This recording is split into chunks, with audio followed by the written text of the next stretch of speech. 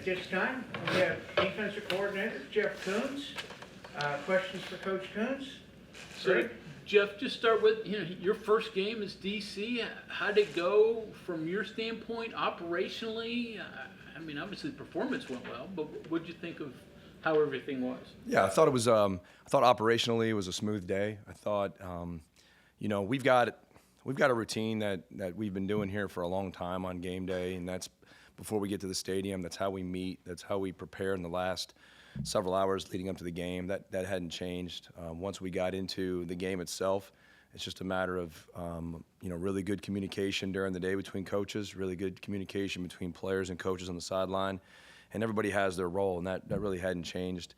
So very few adjustments when it came to that. So I thought it was very smooth, and I thought the ebbs and flows of the game and just how our assistant coaches dealt with the players and interacted with the players and how they, worked through things that, games change. I talked about it last week. You can have a plan all you want, and then the ball snapped, and it's different than it was. And I thought they did a really good job of managing that as the game went on. You said that they thought that alignment, assignment, they felt confident pretty quickly that the calls got in. Did you think everything? Yeah, the film. Well? Yeah, it's good to hear. The film shows that we got lined up. There was very few instances where we weren't lined up and we weren't ready to roll with good pad level, good stance, good demeanor, and that gives you a chance. If you don't have that, then you're already catching up when the ball snapped. And I thought we had that. The guys did a nice job, and a lot of that's to their credit. The touchdowns and the turnovers, you can't go in counting on that. But was the goal to try to affect them and at least try to generate those? 100%. And I go back to, we want to play very fast. We want to get lined up, and we want to play consistent to the standard on every single snap. And if you'll just do that, good things will happen. And, one thing that we say is the play doesn't care who makes it. There's one ball out there. There's 11 defenders. Everybody has to do their part. And if you look at every single one of those turnovers and every single one of those plays, there's multiple players that had an impact on the play. It wasn't some crazy individual effort. Again, not to negate the effort there. Some really smart football plays happened, but on every single one of those, it was 11 guys lined up, doing what they're supposed to do, and playing the game the way it's supposed to be played, fast and physical, and good things will happen. And when you see that, you look at that game, and there were some long drives there, and on the one that Anthony scored on, I think that was play 10 of that drive. Now, they scored on an 11-play and I believe a 13-play drive, and a 14-play drive for a field goal, but you made them earn it. Now, the one was 10 plays, but we ended up getting a big-time stop that turned into points for us. You just have to keep playing. Now, there's 9 drives, drive 2 through 9, were all 3 and out or takeaways. And you had this run of, wow, we're playing some pretty good defense right now. Let's just keep it going. And you got to be able to win on both ways. Both ways, there's a recipe for winning. You talked about? Yeah, I thought, like I said, there's a point in that game. We played 13 total possessions, and from possession 2 to possession 9, it was some of the best defense that I feel like we've played here, just because the guys were doing their job, and that was at all 3 levels: defensive line, linebacker, secondary, and we can go on and on about individual performances because there was a lot of them. A lot of guys played really hard, played really physical, played with great technique, and did those things. So there was some consistency things there, and there's definitely some plays that they got to learn from today. Your Mike and your free safety all have double-digit tackle. It's like catcher, shortstop, and center fielder in baseball. It goes back to what I said. That play really doesn't care who makes it. The nose did his job at an elite level. Fatorma did his job at an elite level. And when the ball was run in between the tackles, they ran the ball 43 times on Saturday, both design runs and passes.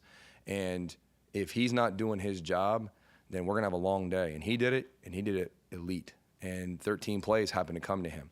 The linebacker, same thing. Where those plays happen, whether we were blitzing, whether we were in drop 8, whether we were in normal defense, whatever that is, the play came to him. And then our free safety, exactly the same. That guy's got to be a Swiss Army knife. We include him in the box. We include him in the high field. We talked about disguises and all those different things that those guys are in charge of. And I thought he did a great job of a lot of those things. When it comes to the confidence and the comfortability of getting lined up, is that more the coaches doing better or doing something different in getting the call to the player? Is it more the player absorbing it, or is it a mixture of both? Combination of both. Combination of both. I think the word confidence was used earlier, and what we called in the game is exactly what we practiced. What we practiced was very situationally based. So there was very few surprises in the game that something was called that they were not expecting it to come. Now, we might have 8 to 15 calls for that situation, so they've got to get the call. They got to get lined up, and they got to execute. They can't just say, oh, yeah, he's going to call this again. But that's what you do, and that's how you develop your week from a Tuesday to a Wednesday, and then you kind of start mixing it all together on Thursday and Friday, and you change in the field zones and things like that. Number one challenge this week, tempo. Absolutely. We got to get lined up. Explosive offense. I would say it's completely different than what we just saw. So going from one style of football to the other style of football, which both have shown to be very successful. But these guys present challenges. We know their personnel well. We've played them every year since we've been here, kind of watched how they've built their program and how they've gone about it. So, yeah, we have to get lined up fast. We have to manage the tempo. But at the end of the day, it's going to come down to limiting explosive plays, controlling the run game, and being able to make plays when they're shown. Your thoughts on Arnu? Obviously, he forced the one bad throw on the pick six. His development. Yeah, he's been playing that position for a couple of weeks now. He's been a quick study. He's got a skill set. The skill set is perfect for what we want for that. He's just been learning on the run a little bit, and this was probably his biggest amount of playing time, largest amount of playing time to get into a groove, to get into a kind of a consistent. And I thought he played well, played within himself. Didn't need anything superhuman, just did his job. And yeah, on Anthony's touchdown, he's exactly where we're supposed to be. It's exactly what we practiced. It's exactly what we expected him to do right there. And he let his ability help him, make a huge play on that. Is there anything you guys can do to try to avoid second half declines, I guess would be the best way to put it? Arizona and Cincinnati, they started figuring things out in the second half, that you got 2 wins, but it almost didn't go that way. Yeah, I will say this about the second half. The thing that was big on the second half is that we came out and we had 2 stops immediately in the third quarter. All right, and that set the tone. When Coach Brown talks about the middle 8, we had an end of half stop right there where they were backed up. We would have liked to have gotten them to punt one more time, but we didn't. But we won that. The whole point of the end of half is to make sure there's no points scored. Then to come out in the second half, and as you guys know, we usually are on defense to start the second half every week, whether we decide to or not. So that drive is paramount in this defense and in this program, and to be able to go out and set the tone and to do those things. Now, we're gonna play defensive football in order to win the game. We'd all like to sit up here and say, hey, we kept them to 17 yards rushing, we kept them to 90 yards passing, we had 4 takeaways, and every single player in our defense was up for player of the week in the Big 12. It's not the reality of it, not in this conference. And, they're going to find some things, and we've got to make sure we stay a consistent brand of football all the way through the game, and I agree with that 100%, and we got to continue to work on that. But even there at the end of the game, we have a 10-point lead, and it's all about clock. And we gave up 7 explosives in that game. 2 of those came at the end of the half when we're in prevent, and the end of the game when they need 2 scores, not 1, 2. And we make them kick a field goal right there, and we do a great job when it's 1st and goal at the 6, and they go 3 plays, they do not gain a yard. And they have to kick a field goal, and then we put the hands team out there and we win the game. So we've got to eliminate the big explosive play. That was the big touchdown. That was one that we obviously all want back, and there was a combination of a few things on that we can't happen. That's the gimme that we've given up at times this year. That was the one gimme right now with an MA that can't happen. But other than that, making them drive it and consistently making them drive the football, we got to do a good job with that. Cameron, 7 touchdown catches, also a weapon in the punt return game. What's he bring? What do you got to do there? Strong. He's strong. He's fast. He's strong with the ball in his hands. He's a hard tackle. He's really improved. His awareness of space, and you can just see that on tape. He's a really good football player. Quarterback, what can you tell us about him? What do you see? He's operating at a really high level right now. And I say operationally, whether they're going tempo, whether they're trying to slow it down, whether they're trying to run an RPO, whether they're trying to hand the ball off and getting them into the right plays. He's got undeniable arm talent. So he can make all the throws, and he's getting a lot of confidence. And over the last 3 weeks now, he's playing like a confident player. And over the last 3 weeks, I mean, they're playing offensively as good as anybody in this league, and he's a big part of the reason why. It looks like he's more of his legs too. That's Yep. been an issue lately. Yeah, he's scrambling. He can scramble. He can extend plays with his feet. He can take off. He's a good football player. He's kind of that, he's that guy in the spread offense right now that you hate to see, because we see it every day in practice.